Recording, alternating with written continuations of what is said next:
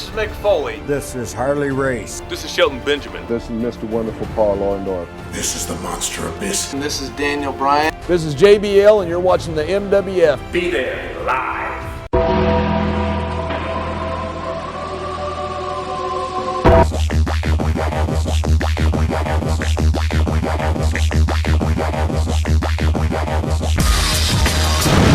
Wrestling fans around the corner, around the world, welcome to another bonus edition of Wrestling Insider's Current Events, where we break down the extravaganza that was WWE Monday Night Raw.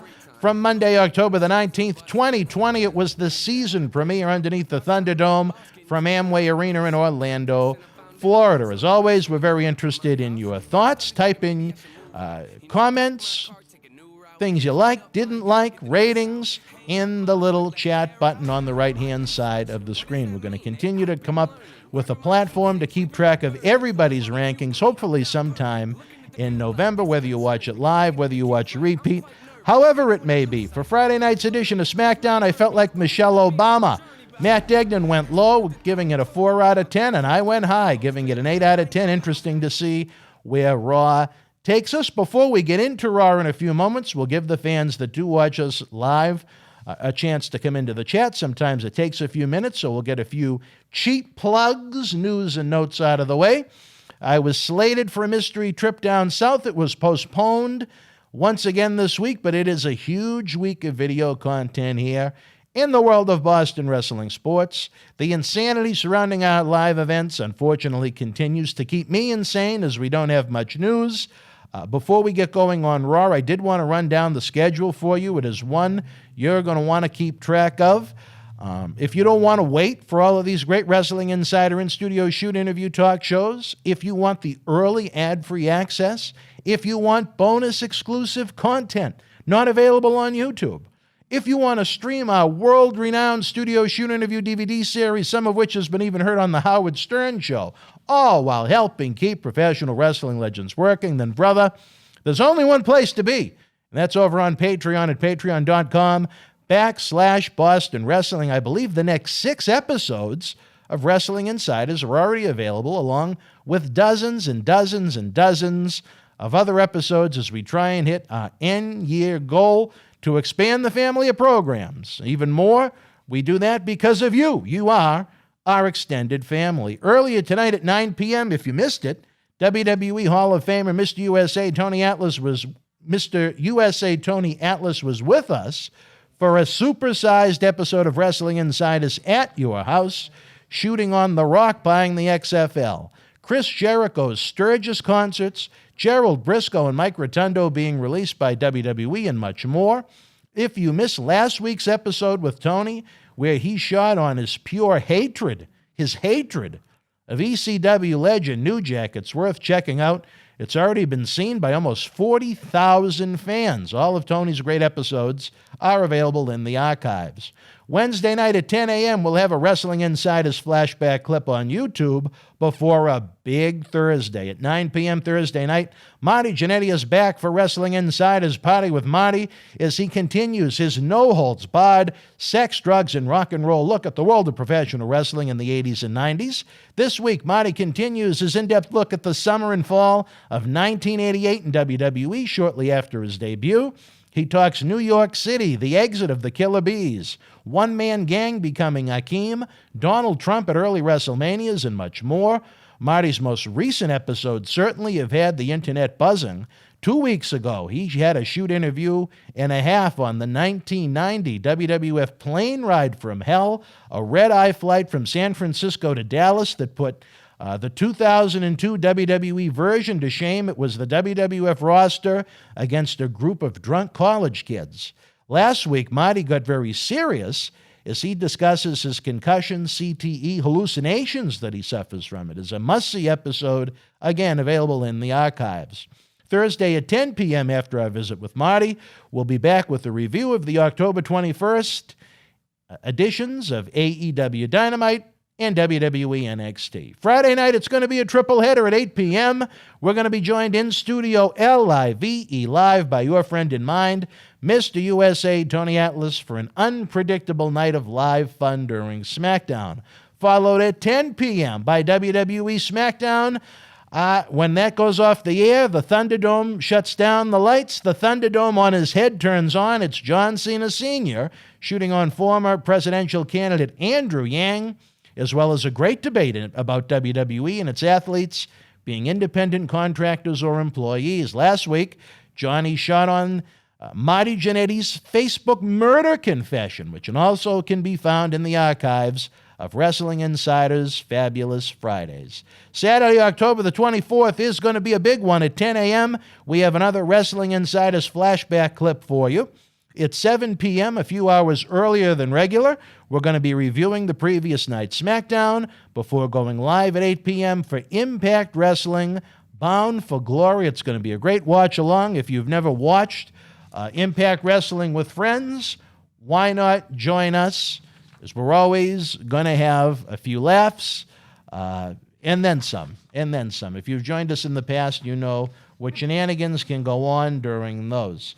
If that wasn't enough, after the Bound for Glory watch-along, put the pajamas on, get WWE Network loaded up. We have a 1997 WWF Bad Blood watch-along. The reason for that, it features the very first Hell in a Cell match. That was between The Undertaker and Shawn Michaels. It was a very interesting night for that company in and out of the ring. Load up WWE Network, hit play at the same time as us, and we'll watch a very interesting pay-per-view together during the Monday Night Wars as WCW Nitro was handedly beating WWE Monday Night Raw each and every week, and the Attitude Era was planting its seeds. Then on Sunday, October the 25th, we wrap up a monster Halloween week. At 10 a.m., we have Wrestling Insider's Flashback, another great little clip for you to be amused by with Tony Atlas.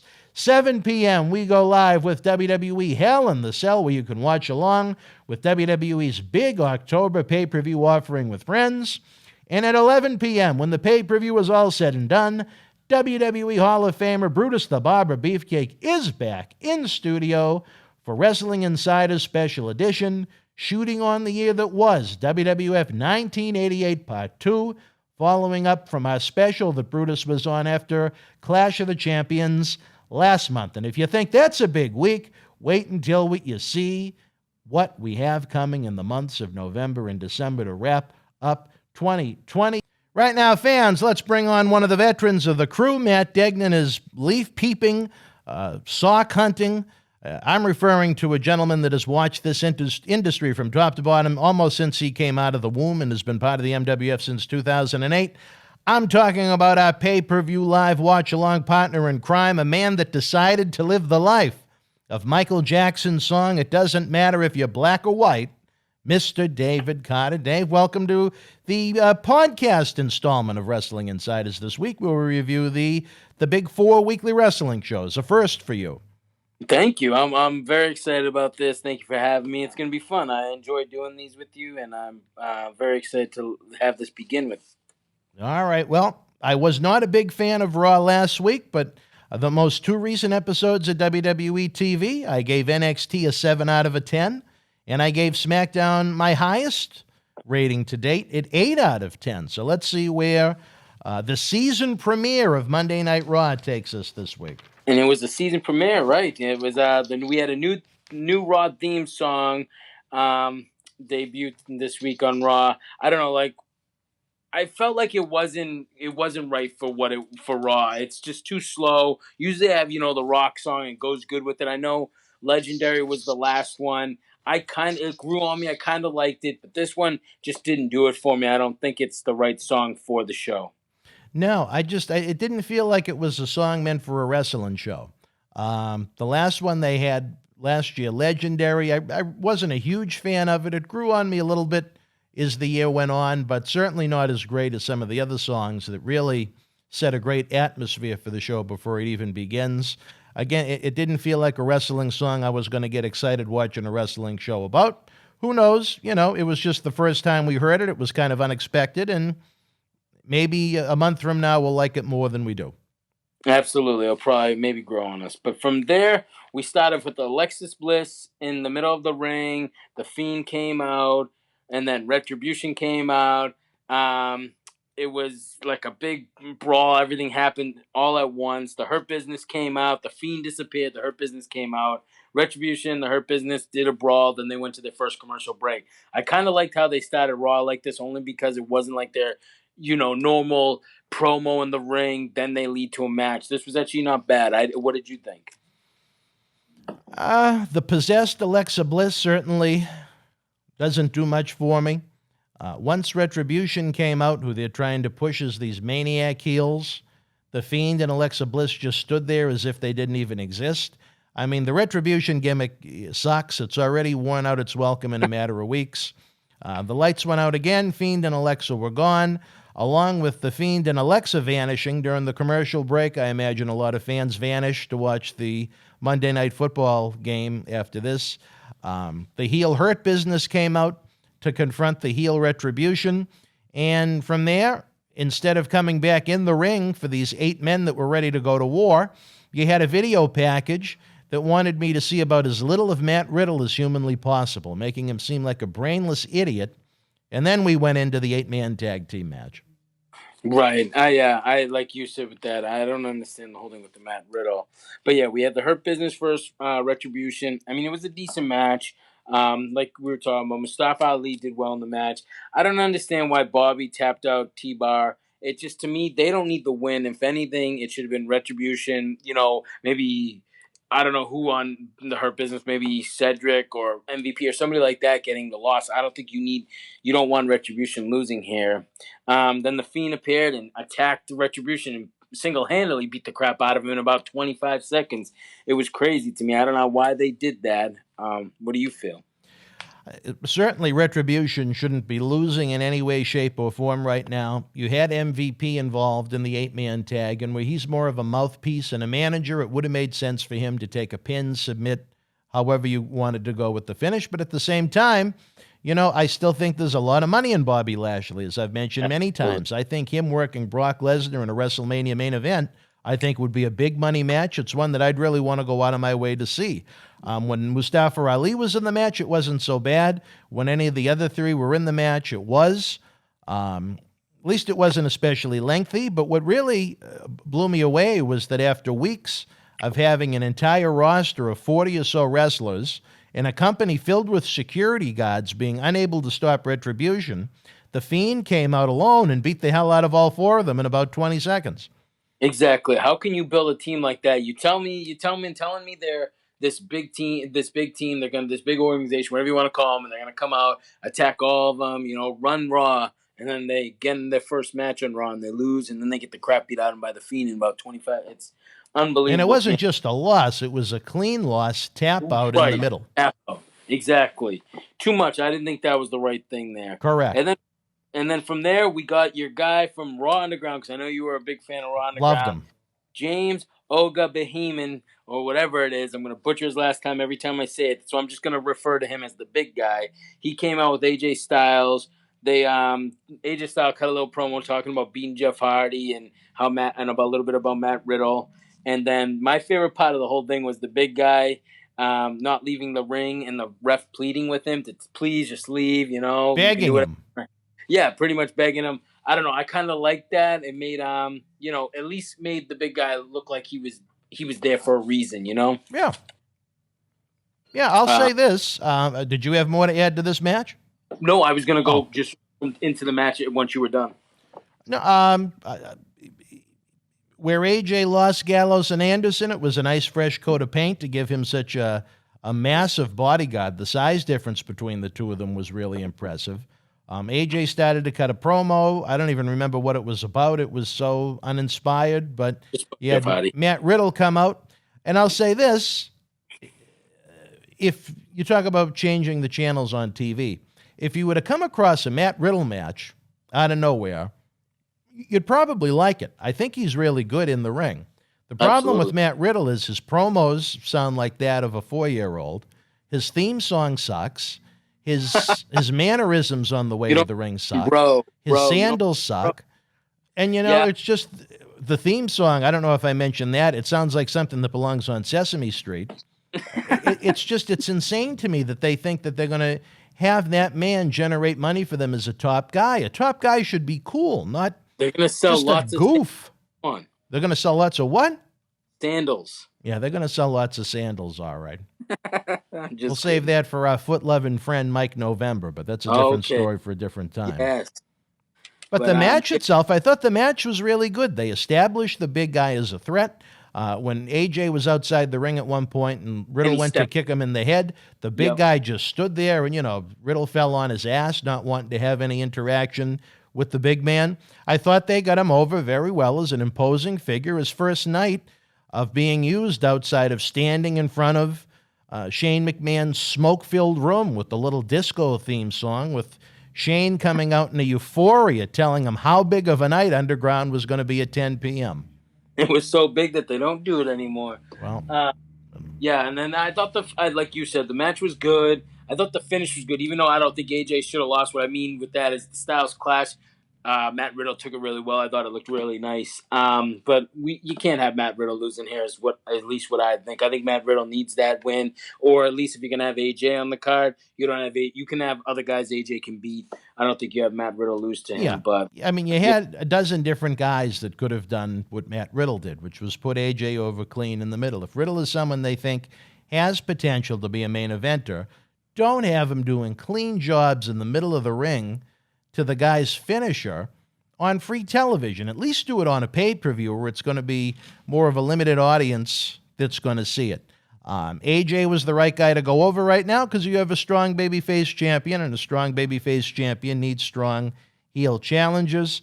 I just think guys that they want to protect as top guys that they think can put in main events should not lose. It's a very simple formula that has always worked. If you want them to get over, have them win. But yet, Riddle has done clean jobs now to AJ. I believe he even did one to Baron Corbin over on SmackDown, which really blew my mind. Again, those should be saved for TV. Dozen different baby faces that could have put over AJ easily. And then what I thought was almost funny, if it wasn't so pathetic after the match, was that Riddle losing was so unimportant, he just kind of sat in front of the announcers table as Tom Phillips, Samoa Joe, and Byron Saxton ran down the rest of the night, Joe, as if he wasn't even there. But if you take all that away and you just looked at it randomly coming across the show, I thought the actual match from bell to bell was actually pretty good, and I thought it established the Bodyguard as a real heel threat. Exactly. At least he got established out of it. From there, we got we got the video, and then we got a Drew promo backstage directed to Randy Orton. I think Drew's doing better at his promos, but what I think the video package would have been fine, and then went to their commercial, but instead they did the whole promo backstage, and it gets repetitive. It keeps on getting repetitive, more and more about Randy Orton and him. That's it. If Drew actually had something to say, fine. I thought the video package they put together, building up the Orton and McIntyre program, was very well done. Most of WWE's video production work is, first-class, state-of-the-art work. But the promo wasn't needed. He didn't have anything new to say, so I just kind of shrugged my shoulders as they were just trying to fill that 3 hours worth of time they're forced to work with each way. But it was needed even less, where they ended the show with yet another Orton-McIntyre confrontation, but we'll get there as this review continues. Exactly. And then brace yourself, because we got a good block of women's wrestling. Block. About 35, 40 minutes of Big just block. wrestling. First, we started with Lana vs. Asuka for the Raw Women's title, which she won from that Battle Royal or Royal Rumble Battle Royal last week on Raw. And it ended, and then your girl Shayna and Nia came out and attacked both of them. And then from there, it led to a Shayna and Nia promo, which they were just challenging people to come out, and we ended up leading to Dana Brooke, Mandy, and then Lacey Evans and the put together with Peyton Royce and the Riot Squad. It was just a big whole. I don't understand it. It was just too much so soon, too long. I don't know how you felt. Well, I actually probably know how you felt. As far as the title match goes, at least Lana tapped out quick. Right. Lana's offense it sucks. If she's not any good at this point after being there for 6 years and she makes the matches she's in look bad, why bother to keep her around? Right. I don't know. Go back. Yep. Let her go join Miro, and they can play video games together, wearing the matching Mickey and Minnie Mouse T-shirts. Then you have the tag team champions, the needless tag team champions, Nia Jax and Shayna Baszler come out. Nia put Lana through a table again for about the 8th consecutive week. Shayna tried to attack Asuka, but at least the champion rebounded and escaped danger. Not sure if there's a women's title match on the horizon at Hell in the Cell or not, but I found this to be a rather uninspiring segment, believe it or not. Yeah.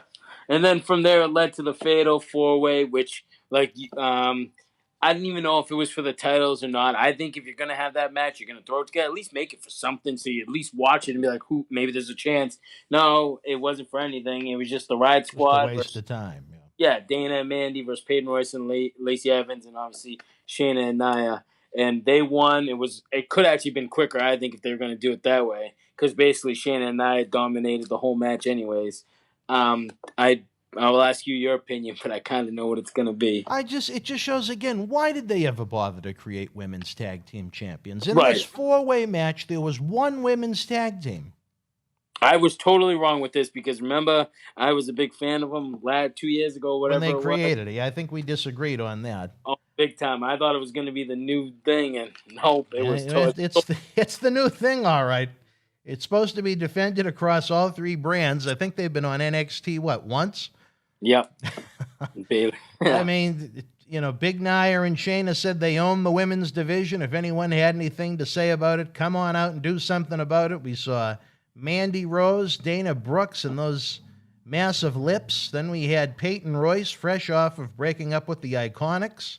Yeah, with the lady Lacey Evans, as I noted, I think to you, in another universe, it made a lot of sense to break up the Iconics, which was done with no build-up, no interest. It was just announced before a commercial break one week, before a random match was just thrown on TV.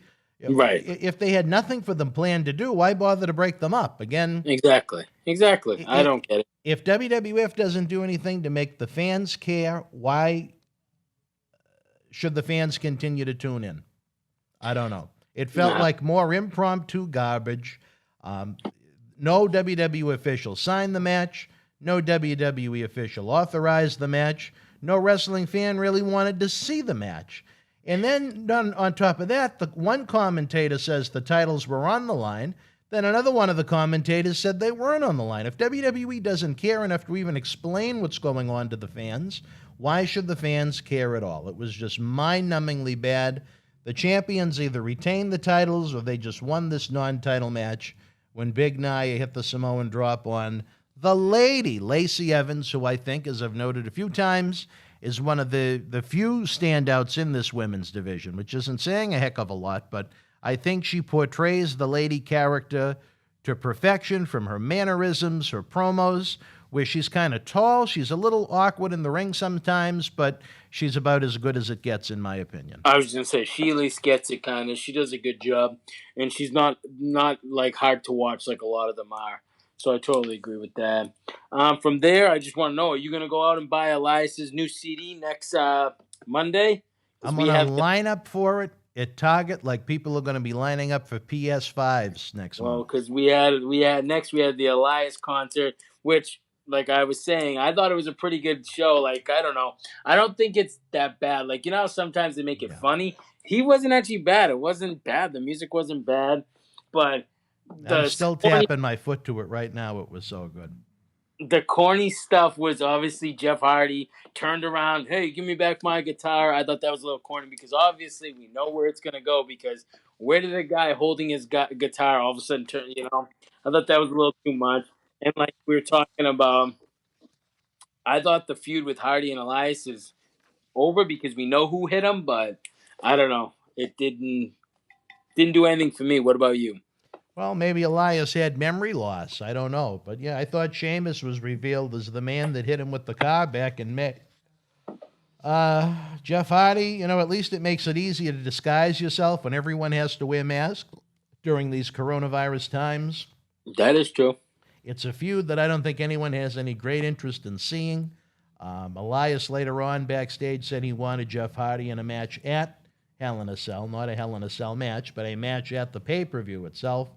I know you're a man that thinks Elias could perhaps be built up as someone to challenge Drew McIntyre for the championship. I don't share those feelings, but you have your reasoning for it. Because the size is, he's a big dude, and I think visually, I think him and Drew would look great in the ring together. I don't know how the match would be because, like you said, he's boring to watch, but I think he wrestles with his gimmick. I don't know if he was given a better gimmick. I think the guitar and the singing isn't him. It just doesn't look right on him. I think if he was given a good gimmick, I think it would look like a great match. I don't know. To me, on paper, at least, it looks like it would be good. Well, he gets over when he does. WWE stands for Walk with Elias. The fans go crazy, and then the bell rings, and absolutely nobody cares. Yep. I mean, that's all. That's pretty much for everything lately. The epitome of nobody cares is Elias. Right. The definition would be that. I get it. From here, we had a backstage promo with the Miz and Morrison, and then Tucker came out, interrupted it, said he challenged both of them and is going to have a tag team partner. It was just a waste of time. Miz and Morrison, Miz shouldn't be part of any of this. Miz is great. I don't understand any of this. I thought it was over with, and they're still continuing it. Yeah, to end that would have been a great thing, but Tucker said he was going to find a partner to ruin the lives of Miz and Morrison as they're trying to ruin Otis's life in this boring, uninteresting, uncreative angle that nobody cares about, where the romance of Otis and Mandy Rose has been ruined because they can't wrestle together on the same show 2 hours a week. Apparently they can't date in real life. They can't live together in real life. They can't, Mandy can't fillet Otis in real life. It's just... Because they're not on the same WWE wrestling brand, the relationship is over, I guess, is what I'm taking from that. Right, and exactly. I can't disagree with that. It's just pointless. It was too much. That's a good way to describe it. From there, we got Kofi came out with Xavier Woods. It was Kofi versus Sheamus, but first they had a promo exchange. I thought the promo exchange was pretty good. I mean, you got two veterans on the mic. That was good.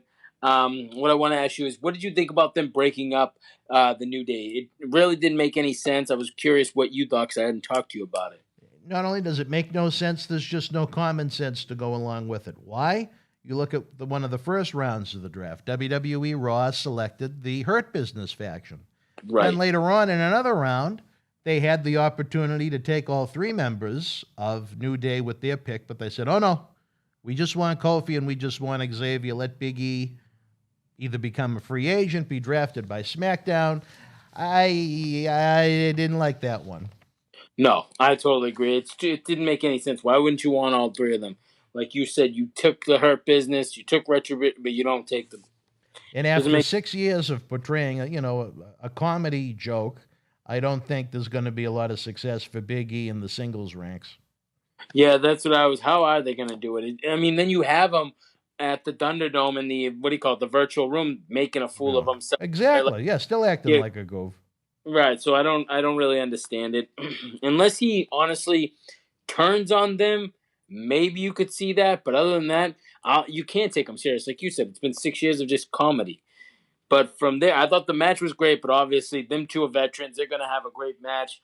Kind of pointless because there was nothing involved. It didn't lead to anything. I thought, honestly, WWE would have done one of their things where all of a sudden Sheamus would have had some coming out. I don't know who would have helped him, but somebody, and it would turn into to a tag team match just because Xavier Woods was out there. It didn't.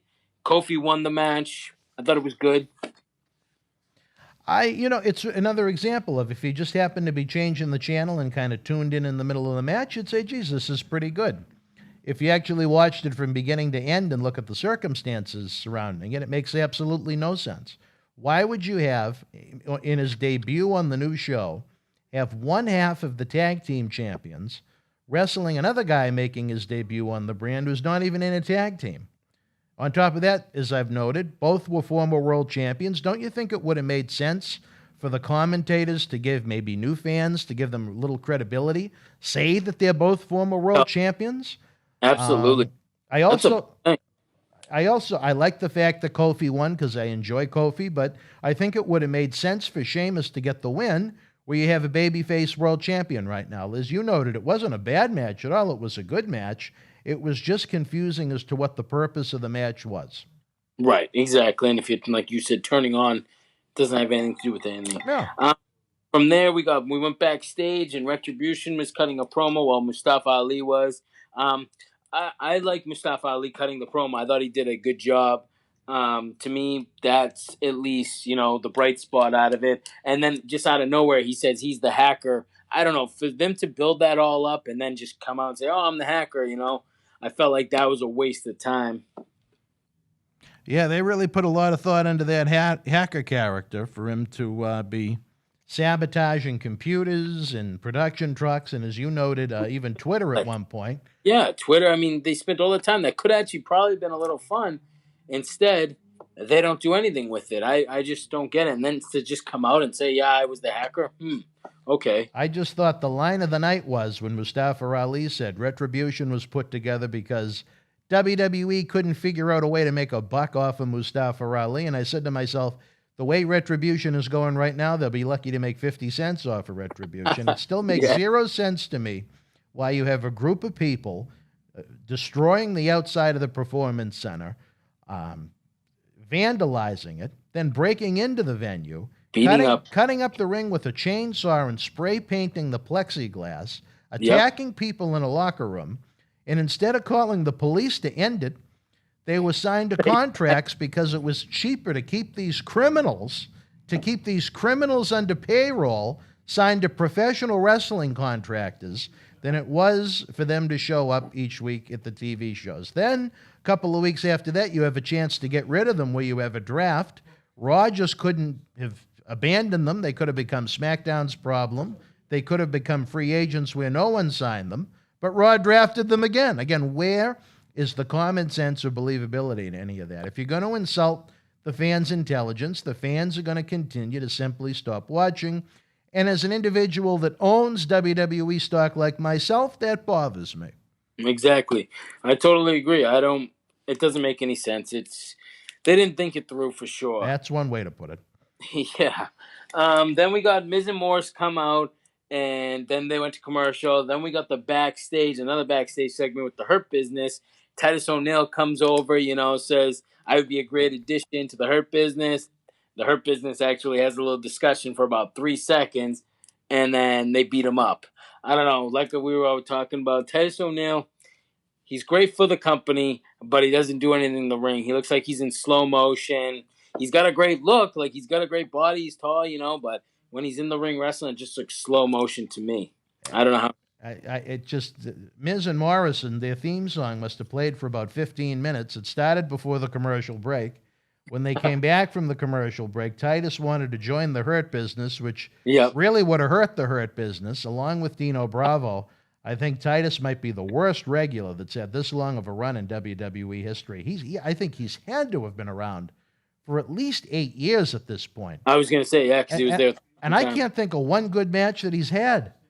When he wrestles, he looks like someone that's in a swimming pool trying to walk or run and at least when play he was wrestle. He wasn't as bad because he could be hidden a little bit. But now singles, totally agree. Even that, the only thing that I think I'd even remotely look at is interesting that he's done. I loved when he managed Tozawa Power. Yeah, that was actually good. That was kind of fun, and that lasted about a month.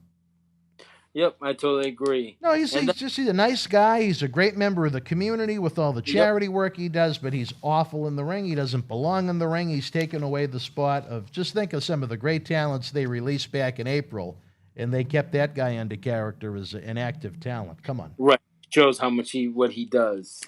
From there, we got, like you said, the Miz and Morrison must have been sitting in the ring with their music on, because then from there we got Tucker and his surprise tag team partner, which was El Gran Gordo, which was Otis, just in a mask.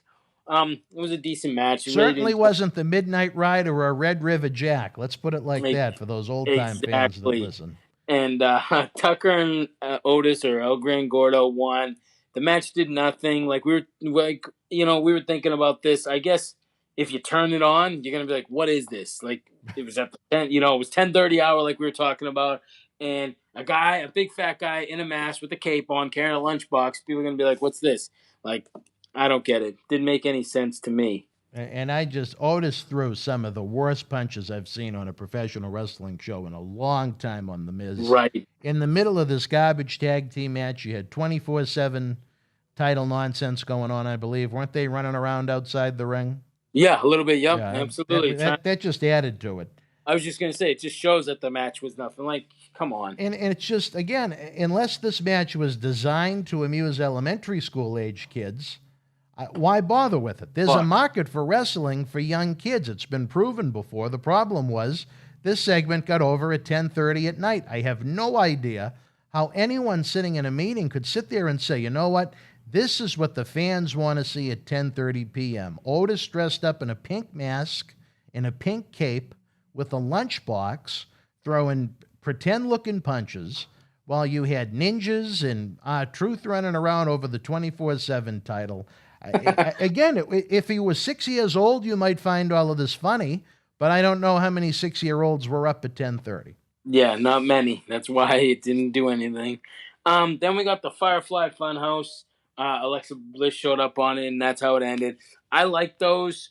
I think they're fun. I think it's kind of funny with the puppets and everything. I think your view on it is probably a little different than mine. Very. Yes, exactly. Very. I don't think there's anything fun about the Firefly Funhouse. I thought this was one of the worst additions yet. It takes away from The Fiend, who's one of the most over characters in the company, and it makes Bray Wyatt look like an idiot sitting there like he's Mr. Rogers talking to a puppet. I have a real-life puppet at the studio that I sit and talk to. Yes, you do. I feel like an idiot doing that. But seeing it on national television on Raw was even worse. Alexa Bliss came out to end yet another pointless, uninteresting, childish segment that, again, may be appealing at 10 o'clock in the morning on the weekends to a young kid, but not at 10:45 at night. Exactly. I get it. I get what you're saying, but on the same time, I like it because it's like a break of, the wrestling and everything, and it's just something that, innuendos and everything like that. I think a black screen for 5 minutes would have been as interesting as that was. Yeah, too much. But anyways, we got to my favorite part of the night. I love this Braun Strowman versus Keith Lee match. I just think it shouldn't have happened here, and I don't think Keith Lee should have lost. I know Braun, is, the big guy and everything. He's the bigger guy, but what I look at is Keith Lee needs these wins because they're trying to establish him on Raw, just like we were talking about with Matt Riddle. Matt Riddle needs to get established. Keith Lee, to me, could get, with a win over Braun Strowman, could have been huge for him. Maybe. I mean, I don't know. I don't know how the fans really react to him yet because obviously we haven't seen any real fans in the audience. But I like it. I did like at the end when Keith Lee low-blowed Braun after the match and told him, you're not going to beat me like that. That's not how this goes, and things like that. I thought that was pretty cool. How did you, I don't know if you have the same opinion or whatever on it with me. No, I have to be honest, I was not impressed. I'm not sure why WWE is going with this green T-shirt and balding look for Strowman. I guess it's an attempt to try and give him a fresh coat of paint, but, it's not doing it for me. I've been less impressed with Lee with each outing since his debut. The problem is simple. To get him over, he should be getting clean wins. Start him out from the bottom of the roster until he works his way up to the top guys. Then you have money matches. Instead, he starts working with top guys right away in matches that fans really have no vested interest in seeing. Right, like Rick Gordon, you're saying. Yeah, I understand what you're saying. And it's like WWE is leery to have him beat anyone of any importance other than Randy Orton. And he's just going to turn into another guy that wins half the time, loses half the time, and nobody cares about. The Limitless One has reached his limit, in my opinion. Oh, I hope you're not right, though. I hope they do something to change it. But right now... I hope I'm not right either. Let me tell you right now, I think there's a lot of potential in Keith Lee. It's just the way they've presented him now. He's been on the roster, 2 months or so, and it's other than the Orton win, everything has been wrong. Right. I get what you're saying. It's totally true. I like him. I enjoy his work. I just hope they do something to change it, because if not, like you said, he's just going to be another one of the guys. Another 50-50. Exactly. And then to finish Raw off, we had Randy Orton in the Hell in a Cell. He cut a promo in there, talked about facing Drew for the 8th time, which I'm so surprised that they stated that. He said this is his 8th time facing him. Why would you even put that number out there? It just makes people think, oh my God, 8 times? Because remember, we always talk about that, the same match over and over and over. I was blown away with that. That stood out to me. And then he started giving some memories of in the Hell in the Cell, which was kind of cool, just to go down memory lane. And then from there, we had Drew come out, and Randy taunted Drew, try to get me, and all of a sudden there was a pair of both colors on the other side of the barricade. I thought that was too much right there. What did you think about that? Well, once he locked the door, I expected Drew to either come out under the ring or be a cameraman under a hat or something like that. Honestly, I thought they were going to bro kick it. I thought that's what it was going to go. You know what I mean? I thought they were going to show maybe, yeah. I thought they were going to go there. But then when he pulls out the bolt cutters, I'm just like, huh? I don't know. To me, that was a little too much. Well, and then they don't even show what happens. I don't know if that was... maybe they ended a little too early or... Right. I didn't understand that. Like, that's like old Raw. Like, remember when Raw, they would do stuff like that? Something like, I'm talking about old Raw, when they used to do that, like, and then they'd be like, what you missed last week at the end when Raw went off the air. Maybe that's what they're going to do, but the match is this Sunday, so how are they going to do that? I think the thing is, they did not need any more physical altercations after last week. Last week was such an overkill with the two of them physically beating each other at least 3 or 4 different segments. It wasn't needed. I thought it was good it kind of went off the air. I would have rather have seen it end without even the bolt cutters. I would have rather seen them kind of snarling at each other with the cell. Yeah. They didn't even need that, but when Orton was running down that Hell in the Cell history, which I thought was a good effect for his history with the match itself, there were a couple I forgot even happened, like Sheamus and Mark Henry. And the Mark Henry one, me too. I'm like, I forgot all about that. I think having 3 Hell in the Cell matches in one night, it's just a major overkill. I think one Hell in a Cell match generates even more interest. Again, that's just one man's opinion. I did like the fact that Raw kind of ended with you almost wanting to see what was going to happen next. How often do you see that on Raw? We are actually interested to see what happens next. How it finishes, exactly. Yeah, I totally agree. I did like that. It made you want to watch the event this Sunday just for that. Yeah. So all in all, after that 3 hours of unpredictable mayhem on the USA Network, how would you grade this week's Monday Night Raw and why? I'm going to give it middle of the road. I'm going to give it a 5. I think the women's match was just too much. Took too much time, and that took such a big chunk for it that I can't give it any better than that. I mean, we had some cool, and then just repetitive stuff with the Hurt Business. Then the Miz and Morrison. I thought it was a 5, middle of the road. I don't think it was the worst Raw. I don't think it was the best. Right. I don't think it was better than good. I think middle would be perfect for me. I'll give it a 5 out of 10. Well, I have Howard Miller here in the podcast room. Howard, what would you give Raw last night from a 1 to 10? Howard says he hasn't watched Raw in 7 years, so he'll give it a 5 to be fair. I think that's a very honest assessment from Howard. To me, the show, it had its usual world-class productions values in the Thunderdome. You had a couple of nice matches with AJ and Riddle and Kofi and Sheamus. Orton and McIntyre at least didn't have any physical contact, again, like they did about 45 times last week, which made me less interested in their Hell in the Cell match.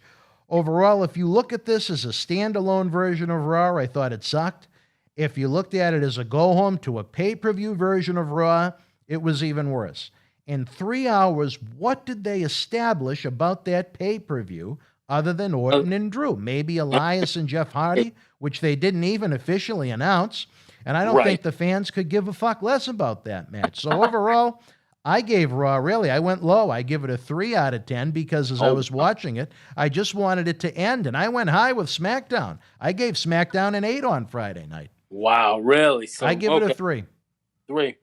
All right, well, hey, we're not too far off. I think you're a little more harsher than me, but I get what you're saying, so I can't disagree with any of it. If someone could tell me what they did to get that pay-per-view Sunday over, maybe I would have gone higher, but it was nothing.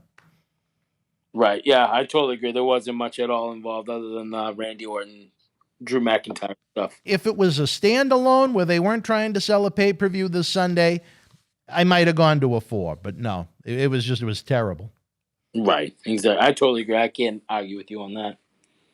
Well, all right, wrestling fans, we have broken down all that is still one of the highest rated shows on all of cable television. We have to give it that. Monday Night Raw, 27 plus years of history going along with it.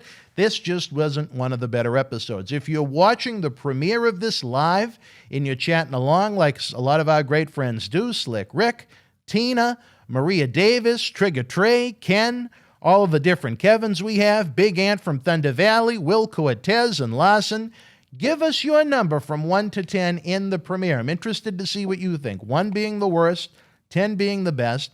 If you're not watching this episode of Wrestling Insider's Current Events live, leave your number in the comment section below. We're trying to come up with a format. Maybe Dave can even add to the idea. Maybe starting in November of a way to keep some kind of a graph or a chart where not only do we keep track of our own ratings, but with some of our regular super fans, we incorporate their numbers into the weekly stats and maybe come up with some kind of an unofficial group rating or something like that. I'm not sure.